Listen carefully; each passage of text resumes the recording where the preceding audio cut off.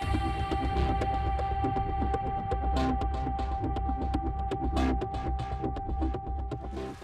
guys, and welcome to a video I've been meaning to do for a little while now, and that is one on damage types and why I use the elemental combinations that I do against both the Corrupted and the Grineer.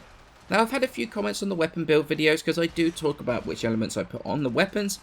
There seems to be a few misconceptions about how the damage types interact with certain enemy types. Corpus and Infested, they're really very simple. Run Radiation and Toxin against the Corpus. Radiation deals with the robots, of which they have more and more of, and Toxin to ignore shields and kill the fleshy units. Then we have Corrosive Damage to deal with high priority Infested, Ancients, Broodmothers, and the Mutilous Mowers. With those there's no real confusion. However, I often get told that Corrosive Damage is the best to be doing against the Grineer when they have armour. Now the thing is, this isn't really true, and that's mainly because people have a big misconception and they see armour as one thing, when in fact you have two different types of armour. You've got Alloy and Ferrite. Radiation is by far the strongest damage type against the heavily armoured Grineer units. For the most part, the high priority Grineer have alloy armour. Things like your Bombards, your Napalms, even Elite Lancers and Eviscerators, they're all enemies that you really want to get down very quickly. So Radiation here is by far the best elemental damage to be using. And as you can see in the background now, you can see the damage difference between Corrosive and Radiation damage on a purely elemental based weapon and against something that has high alloy armour.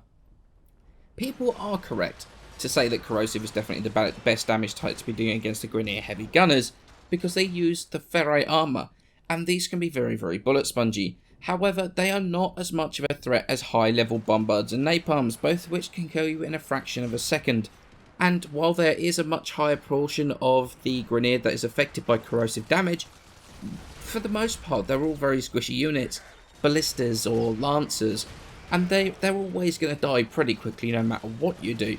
However, this shouldn't be confused with status procs. Corrosive status will remove all types of armour, and that on a high status or fire rate weapon will have a fairly quickly overtake the damage done by Radiation Elementals, because you're reducing the damage reduction on that unit. Now, while there might be two different types of armour the Grineer have, Corrosive procs will lower both types of armour.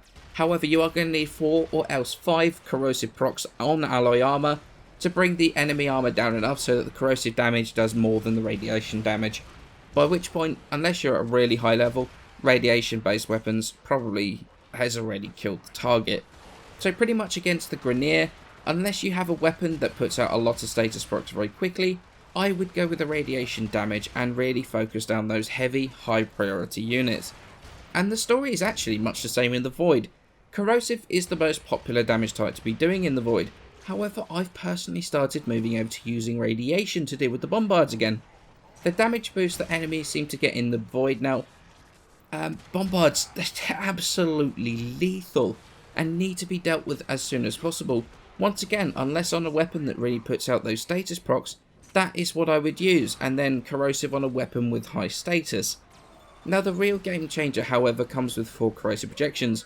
Then you just run viral against the Grineer and the Corrupted, because the Corrosive Projection removes the armour entirely. The viral damage on the clone flesh underneath tears them to shreds, and is easily the best combination to use in that situation.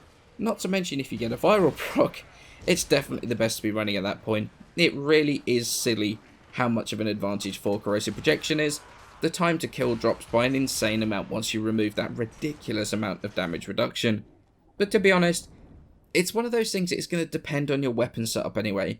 More often than not, I will run 1 weapon Corrosive, 1 weapon Radiation if I'm solo against the Grineer or the Corrupted, so I can take advantage of the damage I need when I need it, especially at higher levels. If I'm an hour into a survival against level 100 Bombards, I want the extra damage that Radiation's going to bring me, and it's the same with the heavy gunners, since I want every advantage that I can get over them.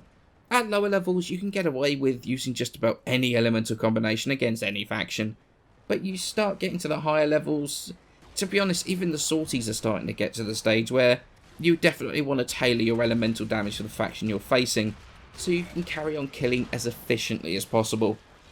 Pretty much the TLDR of this entire video, it actually doesn't really matter what your elemental combo is for the most content of Warframe. If you want to run gas against a Grineer, go for it, because for the most part you're going to be alright, provided you aren't using a weapon that's complete crap or just isn't maxed out. If you're leveling a weapon, I would recommend the right elemental combo, or if you're doing the sorties, that's where having the right elements on your weapons really starts to pay off. Never focus too much on one elemental combo. If you're running Radiation and Toxin on your primary against the Grineer, try running Corrosive and Heat on your secondary. That way you cover all the bases when it comes to their heavy units. Don't go into a mission with all three of your weapons running Irradiation, for example. Now hopefully this has shown just why I select Radiation damage against the Grineer and not Corrosive that has been suggested quite a few times. Any questions, pop them in the comments below and I will try to answer them as soon as I can. And as always, many thanks for watching and I shall see you in the next video.